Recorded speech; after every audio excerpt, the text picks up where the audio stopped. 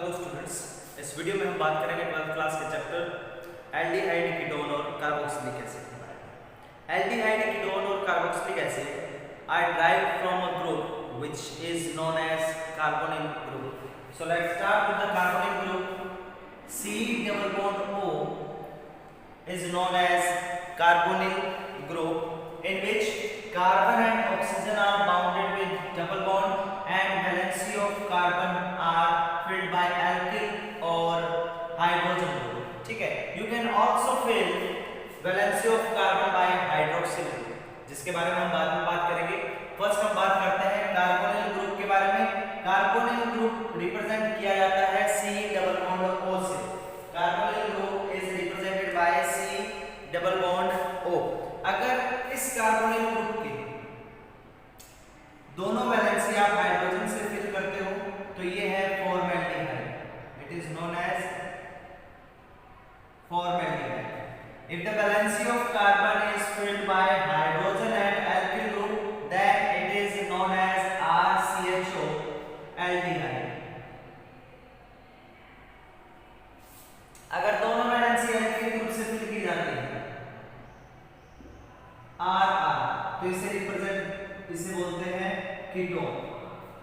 अगर दोनों alkyl group same है, if both the alkyl group are same, then this ketone is known as symmetric ketone. And if both the alkyl group are different, then it will be unsymmetric ketone.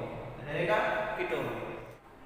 And if you fill the valency of carbon by alkyl and hydroxyl group, then it is known as carboxylic acid.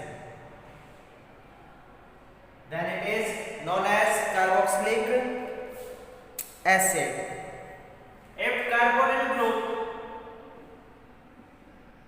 RX, अगर carbonyl group में carbon की एक valency को आप alkyl group से और एक valency को आप हैलोजन से, X are represented for halogen, fluorine, chlorine, bromine, then this is known as acyl halide. Then this is known as acyl halide. If the valency of carbonyl group is filled by alkyl group and alkoxy group OR and alkoxy group, then this will be ester. तो इसे क्या बोलेंगे? ये होगा ester. And if the valency of carbonyl group is filled by R यानी alkyl group or NH2, then this is known as acid amide. Then this is known as acid amide. Clear? If two carbonyl group are present, जैसे यूं, and they are attached by, if two carbonyl group are attached by oxygen and alkyl group, then this is known as acid anhydride. Acid anhydride. So these are some derivatives of carbonyl group which are used as a functional group in various compound.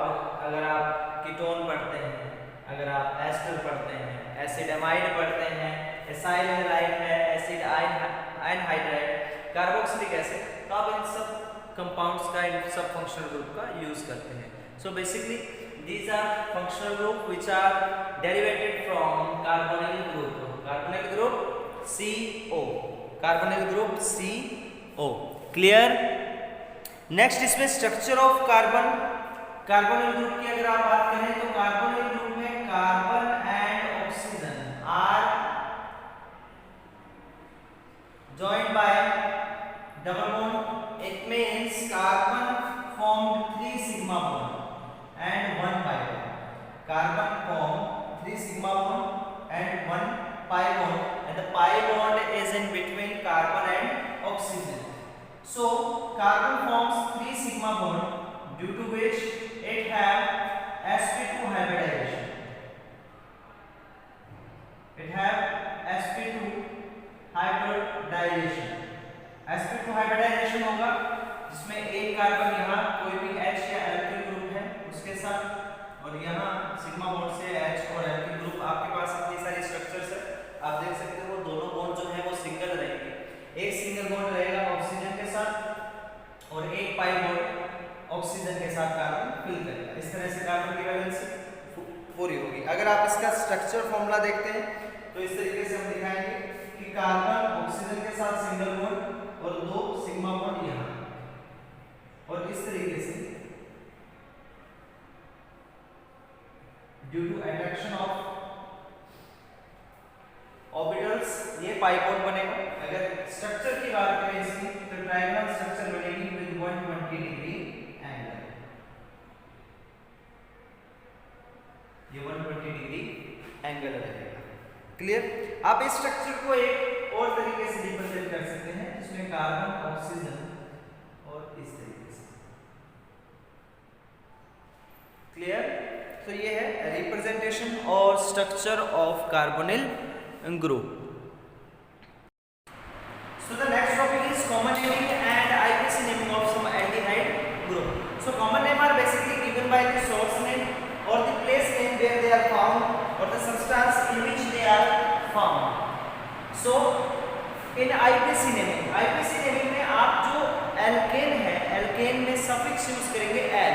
It means aldehyde में जो IPC naming होगी हमारे पास, the IPC name will be given by alkane plus al, it means alkanal. तो यहाँ पे कुछ common example दिए हुए हैं जिनमें स्ट्रक्चर फॉर्मूलाज हैं जिनके कॉमन नेम और IPC नेम हम पढ़ेंगे। सबसे पहले अगर बात करें HCHO, अभी मैंने बताया HCHO is basically known as formaldehyde and number of carbon in it is 1 means methane, methane plus al, methanol. Easy है। सेकंड होगा CH3CHO which is common name, which है कॉमन नेम एसिटाल्डिहाइड, और दो carbon 1 2 दो carbon के लिए ethane plus al, ethanol. Third होगा हमारे पास CH3CH2CHCHO, और जिस कार्बन से CHO जुड़ा है उसी से ही CH3, तो ये कार्बन हो जाएगा हमारे पास अल्फा, ये बीटा और ये गामा। एडजेसेंट कार्बन जिससे CHO जुड़ा हुआ है, अगर उसी के साथ कोई और सब्स्टिट्यूएंट ग्रुप जुड़ा होगा तो वो कार्बन होगा हमारा अल्फा कार्बन। तो ये अल्फा कार्बन है। नाम alpha methyl 4 carbon butyral aldehyde, alpha methyl butyraldehyde, ये इसका कॉमन है। और अगर हम IPC नेम बनाएंगे तो 1 2 3 4, 2 पे methyl long chain butane L, 2 methyl butane nail. Fourth आता है हमारे पास CH3CHCHO और अल्फा कार्बन पे जुड़ा हुआ है CH3। तो आप इसका नाम इस तरीके से भी दे सकते थे कि अल्फा मेथिल प्रोपेनल एल्डिहाइड। तो इस तरीके से भी देखें इन्होंने IPC नेम कॉमन नेम जो है वो दिया है आइसोब्यूटाइलडिहाइड, क्योंकि स्ट्रक्चर बनती है आइसो की, 1 carbon is attached with 3 carbon, so isobutyraldehyde. और अगर IPC नेमिंग करोगे तो यहाँ से काउंटिंग शुरू करेंगे, 2 पे methyl long chain propanal, 2 methyl propanal. Next important structure है acrolein. Acrolein in which CHO जिस कार्बन से जुड़ा है वो डबल बॉन्ड से जुड़ा है किसी दूसरे कार्बन से, CHO CH CH2 एक्रोलीन। और अगर IPC नेम की बात करें इसमें तो IPC नेम क्या देगा, 1 2 3 प्रोपेन, 2 पे इन और 1 पे एल, प्रोपेन 2 इन एल, इस तरीके से सेकंड पे इन आ रहा है। फिर आता है वैलेरल्डिहाइड। वैलेरल्डिहाइड कॉमनली पेंटेनेल इज नोन एज वैलेरल्डिहाइड, यानी एल्डिहाइड जिसमें 5 कार्बन होंगे और लॉन्ग चेन होगी वो वैलेरल्डिहाइड के नाम से जाना जाता है। नेक्स्ट आता है हमारे पास CH3 CHO CH3 और CHO, जिसमें एल्डिहाइड जिस कार्बन से जुड़ा है अगर उस कार्बन के साथ मेथॉक्सी ग्रुप जुड़ा हुआ है, methoxy means OR, methoxy means OR जैसे OCH3, तो उसका नाम इसमें लिखा है alpha methoxy propion aldehyde. Common name होगा अल्फा मेथॉक्सी